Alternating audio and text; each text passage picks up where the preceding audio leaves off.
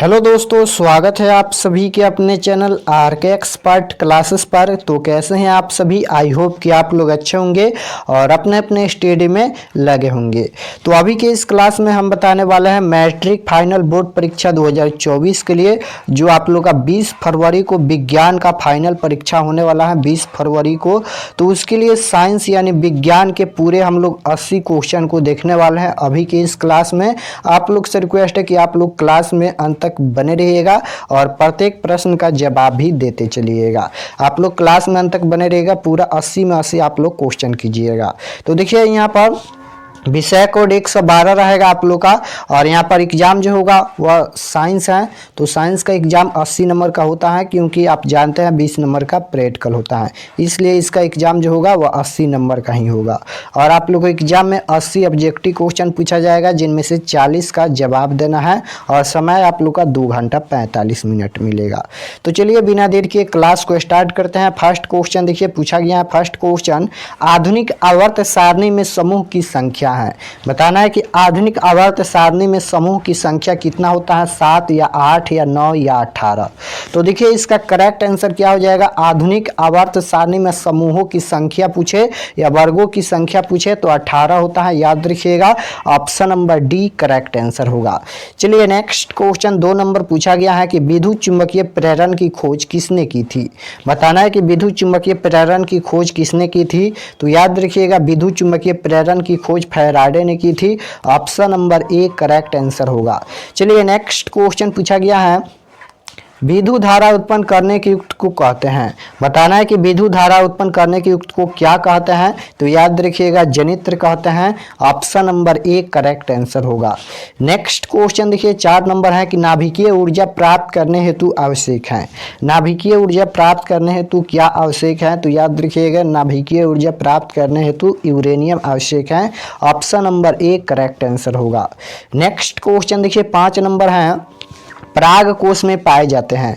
पराग कोश में क्या पाए जाते हैं। बताना है कि पराग कोश में क्या पाए जाते हैं, दल पुंज या स्त्री केसर या परागकण या इनमें से कोई नहीं। तो पराग कोश में याद रखिएगा परागकण पाए जाते हैं। Option number C correct answer हो जाएगा। पराग कोश में क्या पाया जाता है, तो परागकण पाए जाते हैं। नेक्स्ट क्वेश्चन है कि नर युग्मक एंड मादा युग्मक के संकलन को कहते हैं। नर युग्मक एंड मादा युग्मक के संकलन को क्या कहते हैं। तो याद रखिएगा निषेचन कहते हैं। ऑप्शन नंबर ए बिल्कुल राइट आंसर होगा। 7 नंबर क्वेश्चन है कि मनुष्य कोशिका में गुणसूत्रों की संख्या क्या है। मनुष्य कोशिका में गुणसूत्रों की संख्या बताना है। तो मनुष्य कोशिका में 30 जोड़े गुणसूत्र होते हैं, यानी बोले तो 46 गुणसूत्र होते हैं। Option number D correct answer होगा। चलिए नेक्स्ट क्वेश्चन है, भोजन का पचना किस प्रकार की अभिक्रिया है। भोजन का पचना किस प्रकार की अभिक्रिया है। तो भोजन का पचना यहाँ पर उपचयन अभिक्रिया है। Option number A correct answer होगा। चलिए नेक्स्ट क्वेश्चन पूछा गया है कि सरल सेल में धन ध्रुव का कार्य कौन करता है। सरल सेल में धन ध्रुव का कार्य कौन करता है। तो carbon. Option number C correct answer होगा। नेक्स्ट क्वेश्चन पूछा गया है कि विद्युत हीटर विद्युत धारा के किस प्रभाव पर कार्य करती है। तो विद्युत हीटर विद्युत धारा के ऊष्मीय प्रभाव पर कार्य करती है। 11 नंबर क्वेश्चन है कि विद्युत हीटर में तार की कुंडली किस तत्व की बनी होती है। विद्युत हीटर में तार की कुंडली किस तत्व की बनी होती है। तो याद रखिएगा इसका करेक्ट आंसर क्या हो जाएगा। विद्युत हीटर में तार की कुंडली यहाँ पर किस तत्व की बनी होती है। तो नाइक्रोम हो जाएगा। नेक्स्ट क्वेश्चन है एमीटर का प्रतिरोध। तो एमीटर का प्रतिरोध बहुत छोटा होता है, यानी option number C correct answer होगा।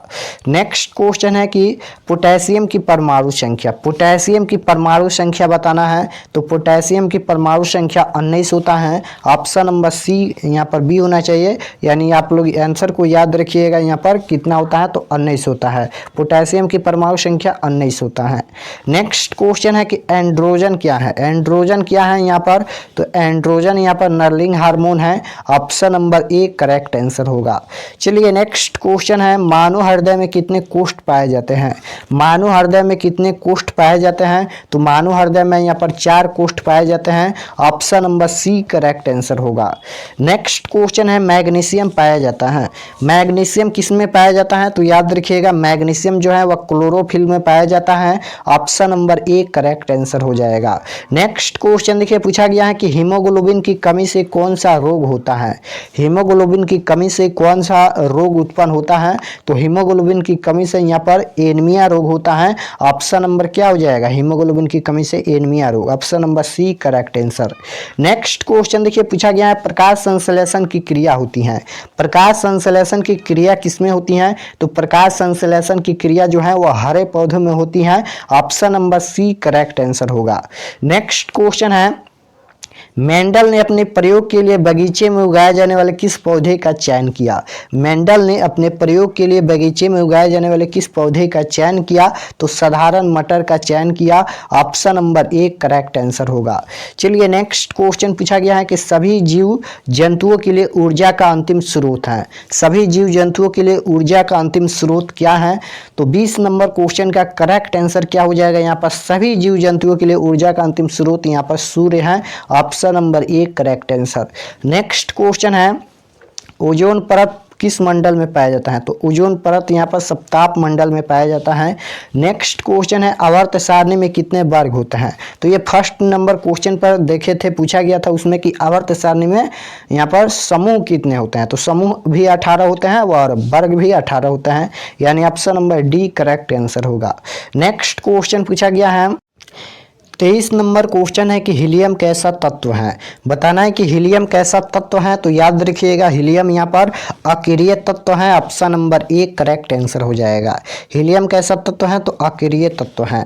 नेक्स्ट क्वेश्चन पूछा गया है कि सबसे कठोर प्राकृतिक पदार्थ।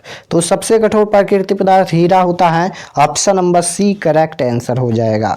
नेक्स्ट क्वेश्चन देखिए पूछा गया है किस धातु को चाकू से सरलता से काटा जा सकता है? बताना है कि किस धातु को चाकू से सरलता से काटा जा सकता है। तो कई बार बताएं सोडियम और लिथियम को चाकू से आसानी से काट सकता है, यानी option number D correct answer हो जाएगा। नेक्स्ट क्वेश्चन देखिए कौन सा धातु कमरे के ताप पर द्रव होता है? धातु यहाँ पर पूछा गया है कि कौन सा धातु कमरे के ताप पर द्रव होता है। तो धातु देखिए पूछेगा तो धातु यहाँ पर पारा हो जाएगा और धातु पूछेगा तो ब्रोमीन हो जाएगा।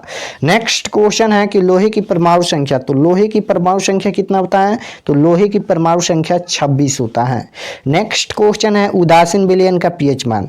तो उदासीन विलयन का पीएच मान यहाँ पर केवल 7 होता है। अम्ल का पीएच मान 7 से कम होता है। क्षार का पीएच मान 7 से ज्यादा होता है और उदासीन विलयन का पीएच मान केवल 7 होता है, याद रखिएगा। नेक्स्ट क्वेश्चन निम्नलिखित में कौन अम्ल है, यानी कौन अम्ल का पीएच मान है? तो अम्ल का पीएच मान 7 से कम होता है। तो 7 से कम इनमें देखिए क्या है? तो 2 है, यानी option number D correct answer हो जाएगा यहाँ पर 2। नेक्स्ट क्वेश्चन है सिल्वर क्लोराइड का रंग होता है।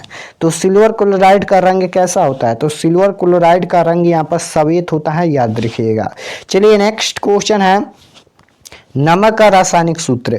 नमक का रासायनिक सूत्र क्या होता है? नमक का रासायनिक सूत्र NaCl होता है। नेक्स्ट क्वेश्चन समतल दर्पण की फोकस दूरी क्या होती है? समतल दर्पण की फोकस दूरी क्या होती है? अनंत होती है या शून्य होती है या 50 सेंटीमीटर या 100 सेंटीमीटर?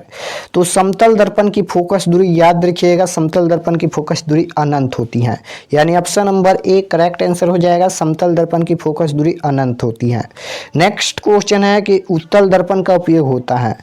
उत्तल दर्पण का उपयोग कहाँ होता है? तो उत्तल दर्पण का उपयोग होता है वाहन के साइड मिरर के रूप में। ऑप्शन नंबर यहाँ पर ए करेक्ट आंसर होगा। नेक्स्ट क्वेश्चन पूछा गया है कि सरल सूक्ष्मदर्शी में किस प्रकार का लेंस कार्य करता है? सरल सूक्ष्मदर्शी में किस प्रकार का लेंस कार्य करता है? तो सरल सूक्ष्मदर्शी में यहाँ पर उत्तल लेंस कार्य करता है, यानी option number A correct answer होगा। नेक्स्ट क्वेश्चन पूछा गया है प्रकाश के अपवर्तन के कितने नियम हैं? प्रकाश के अपवर्तन के नियम पूछा गया है कि प्रकाश के अपवर्तन के कितने नियम हैं। तो प्रकाश के अपवर्तन पूछे या प्रकाश के परावर्तन, दोनों का 2 नियम होता है, याद रखिएगा। नेक्स्ट क्वेश्चन पूछा गया है दाढ़ी बनाने में कौन सा दर्पण प्रयुक्त होता है? तो अवतल दर्पण होता है, यानी हजामत के रूप में अवतल दर्पण प्रयुक्त होता है, हजामती के लिए अवतल दर्पण। नेक्स्ट क्वेश्चन है, किसी गोलीय दर्पण की वक्रता त्रिज्या 50 सेंटीमीटर है, उसकी फोकस दूरी बताना है। तो देखिए फोकस दूरी का एक फार्मूला होता है यहाँ पर F बराबर R/2।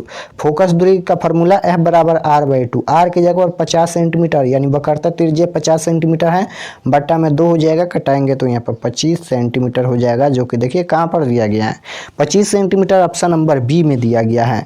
नेक्स्ट क्वेश्चन है कि स्पेक्ट्रम में किस रंग की किरण का झुकाव अधिक है? स्पेक्ट्रम में किस रंग की किरण का झुकाव अधिक है? तो स्पेक्ट्रम में बैगनी रंग का यहाँ पर किरण का झुकाव अधिक होता है, न कि यहाँ पर लाल का। लाल कभी मत मारिएगा, यहाँ पर लाल रंग का तरंगदैर्घ्य अधिक होता है। नेक्स्ट क्वेश्चन पूछा गया है, समतल दर्पण के द्वारा बने वस्तुओं के प्रतिबिंब कैसा होता है? तो समतल दर्पण में काल्पनिक प्रतिबिंब बनता है, option number A correct answer हो जाएगा। नेक्स्ट क्वेश्चन पूछा गया है, किसी उत्तल लेंस की फोकस दूरी 50 सेंटीमीटर है, उसकी क्षमता पूछा गया है। तो जब भी क्षमता पूछेगा तो 1/, सबसे पहले 100 लिखिएगा, कई बार ये ट्रिक बताए हैं, 1/100 और गुना में यहाँ पर क्या कीजिएगा, जितना दिया है फोकस दूरी उतना ही, यानी 50 सेंटीमीटर दिया है तो 50 सेंटीमीटर हो जाएगा। यहाँ पर इससे कटाएंगे तो 2 हो जाएगा, यानी 1/2 हो जाएगा। 1/2 का मतलब 2 हम लिख सकते हैं। तो देखिए यहाँ पर इसकी फोकस दूरी तो 2 सेंटीमीटर होगा, लेकिन प्लस का होगा कि माइनस का होगा? तो यहाँ पर उत्तल लेंस पूछा गया है, यानी उत्तल लेंस की फोकस दूरी दिया गया था 50 सेंटीमीटर। तो उत्तल लेंस की फोकस दूरी आप जानते हैं धनात्मक होता है, यानी प्लस का होता है, तो इसलिए इसकी क्षमता क्या हो जाएगा, प्लस के 2 dioptre, option number D correct answer. Next question है, मानव नेत्र जिस भाग पर किसी वस्तु का प्रतिबिंब बनाते हैं वह क्या होता है? मानव नेत्र जिस भाग पर किसी वस्तु का प्रतिबिंब बनाते हैं वह क्या होता है? तो दृष्टिपटल होता है या रेटिना होता है, यानी option number D correct answer होगा।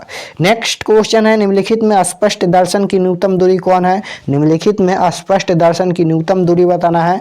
तो निम्नलिखित में स्पष्ट दर्शन की न्यूनतम दूरी जो होता है वह 25 सेंटीमीटर होता है, option number B correct answer.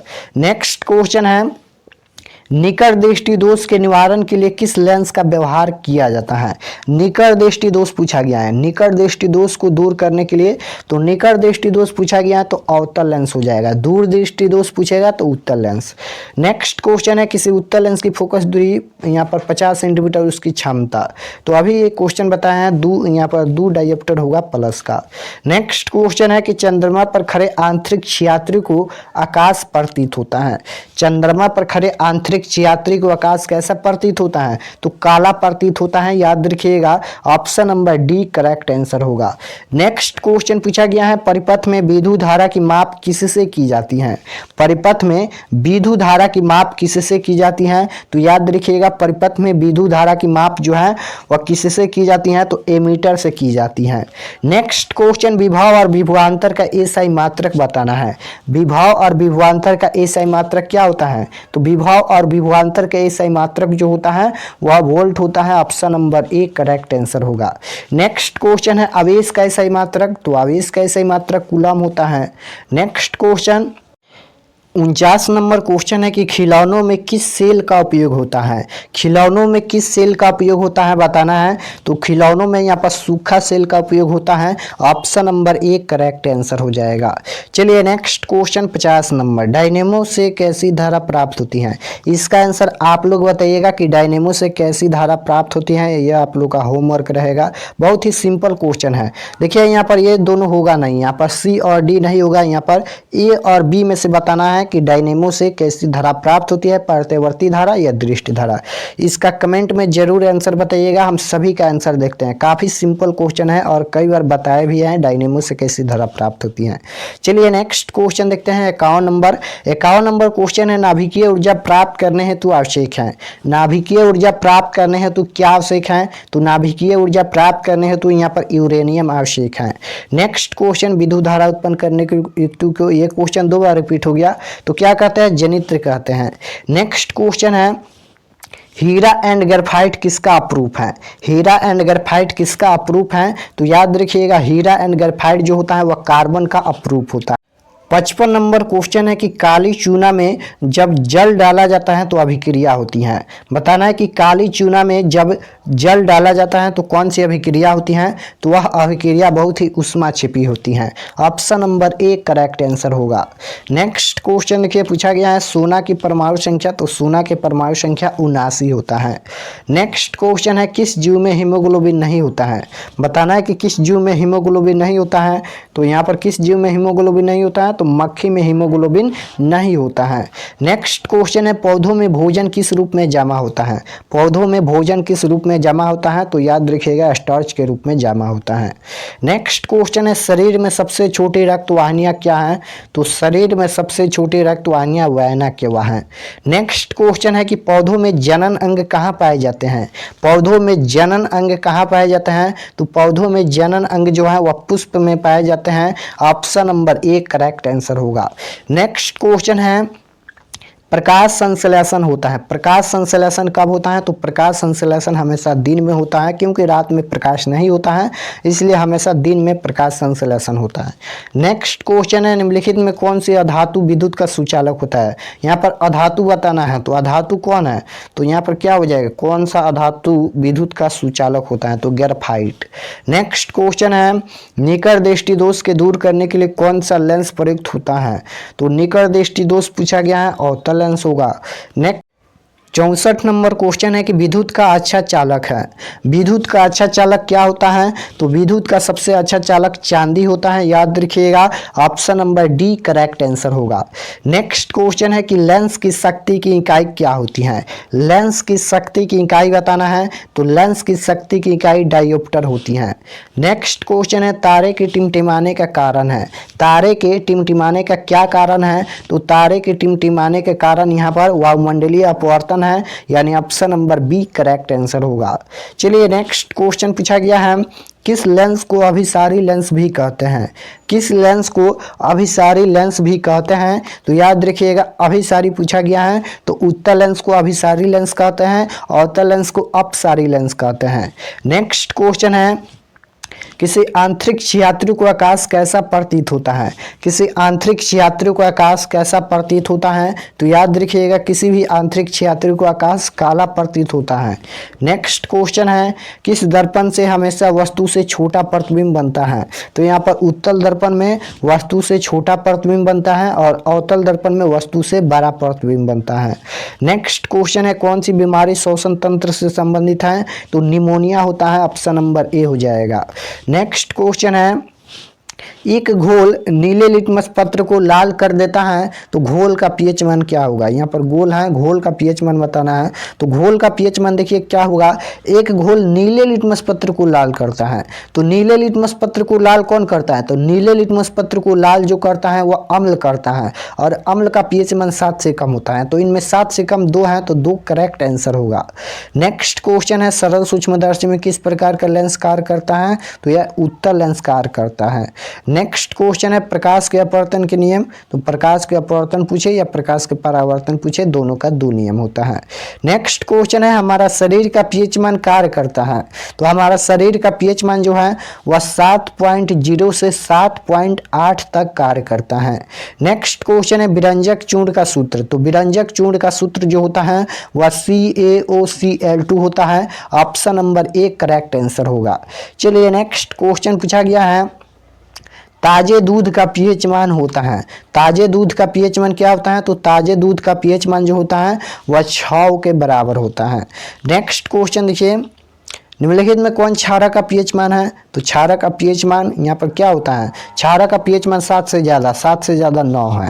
Next question carbon की परमाणु संख्या, तो कार्बन की परमाणु संख्या जो होता है वह यहाँ पर 6 होता है, ऑप्शन नंबर ए हो जाएगा।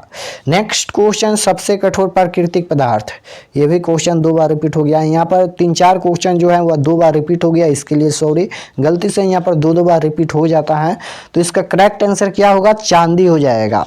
नेक्स्ट क्वेश्चन 80 नंबर है बायोगैस के संगठन में मुख्य गैस, तो CH4 होता है, ऑप्शन नंबर बी हो जाएगा। तो यहाँ पर हम 80 क्वेश्चन बताए हैं, जिसमें से 4-5 क्वेश्चन जो है वो बार बार रिपीट हो गया था, तो इसके लिए सॉरी। आप लोग कमेंट में ज़रूर बताना कि आप लोग का कितना प्रश्न सही हुआ, कमेंट में ज़रूर बताना। और अगर आप लोग चैनल पर नए होंगे तो चैनल को सब्सक्राइब कर लीजिएगा, ताकि आने वाले नेक्स्ट क्लास आपके पास ज़रूर पहुँचे। और कल से हम सब्जेक्टिव क्वेश्चन साइंस का कराएंगे, आप लोग क्लास में बने रहिएगा। कल के क्लास में मिलते हैं नेक्स्ट क्लास में, तब तक अपना स्टडी कीजिए। आप सभी को ऑल द बेस्ट।